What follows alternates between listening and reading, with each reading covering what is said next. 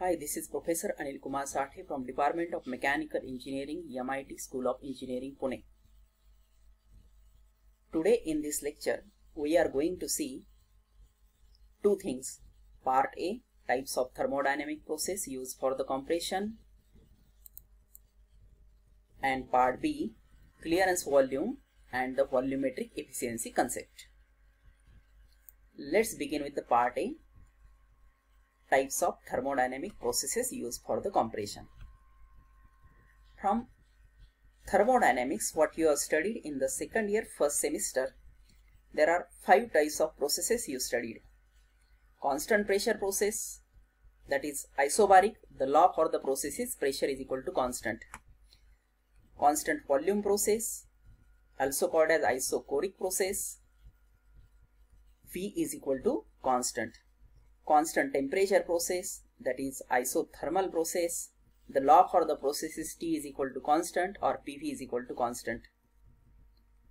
Fourth process you studied is polytropic process. The law for the process is PV raised to N is equal to constant. And the fifth process is isentropic process, also called as reversible adiabatic process. The law for the process is PV raised to gamma is equal to constant. Now let's see out of these 5 processes which processes are applicable for the compression. Now you know what is meant by compression? The rise in pressure and decrease in volume. So compression is the process in which both pressure and volume changes.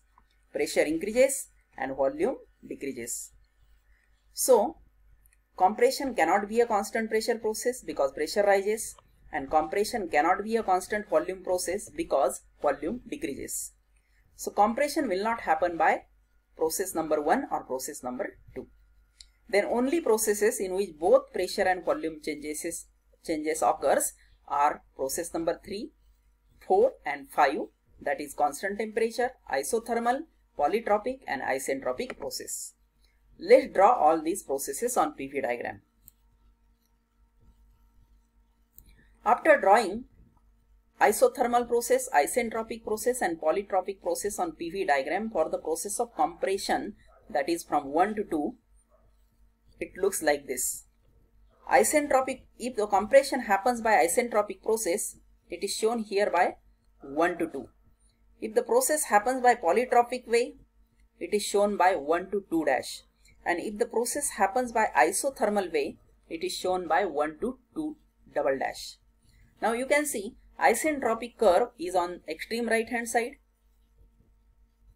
isothermal curve is on extreme left hand side, and polytropic curve is lying intermediate between isentropic process and isothermal process. For reversible adiabatic process, the value of gamma for air is 1.4. For isothermal process, value of polytropic index is 1. And for polytropic process, the value of polytropic index N lies between 1 to 1.4. 1 is here for isothermal, 1.4 is for reversible adiabatic, and any value between 1 and 1.4 for air applicable for polytropic processes. Now we must understand which process actually or practically happens for the compressor. Let's think about isentropic process. Isentropic is reversible adiabatic also. What is meant by adiabatic? There is no heat transfer across the boundary of the system. So Q is 0 for reversible adiabatic. As you know, during the process of compression, the temperature rises. Heat is produced and that heat goes to surrounding. As heat is crossing the boundary, process never remains as isentropic. So this is not a practical process for the compression, that is isentropic. Now let's think about isothermal process. When the pressure increases, temperature also rises. So temperature changing means process for compression is again never isothermal. So isothermal is also not a practical process. But if you are thinking to run the compressor at very slow speed, so as the pressure increases, temperature rises, but you are giving certain time to reject the heat to the surrounding, again the temperature is restored back to its initial condition.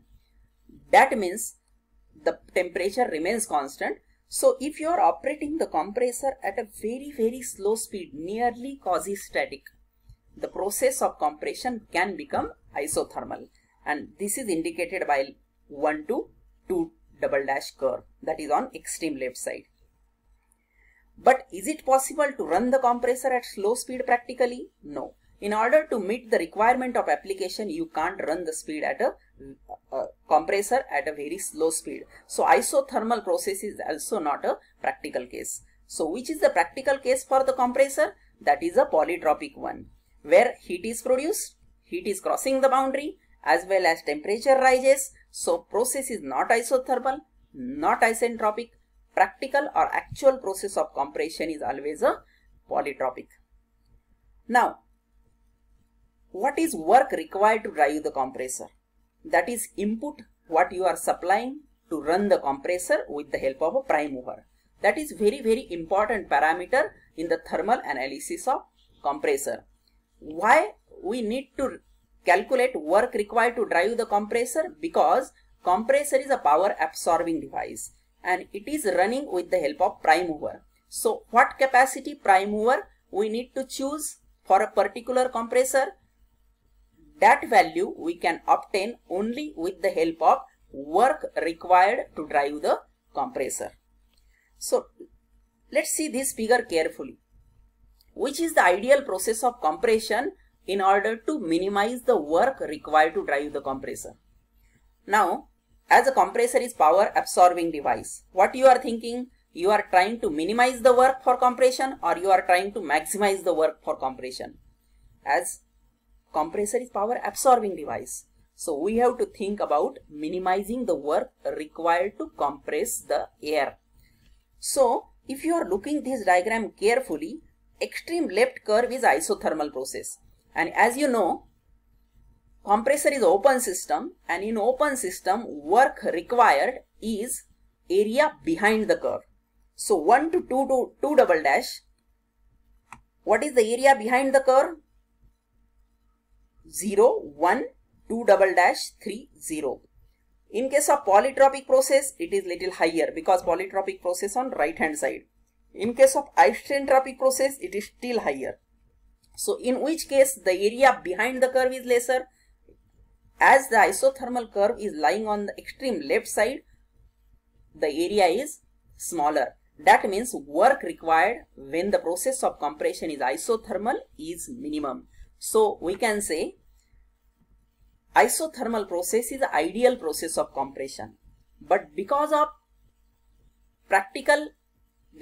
impractical case, as it is not viable option to meet the practical demands of the compressor, we are using a polytropic process inside the compressor.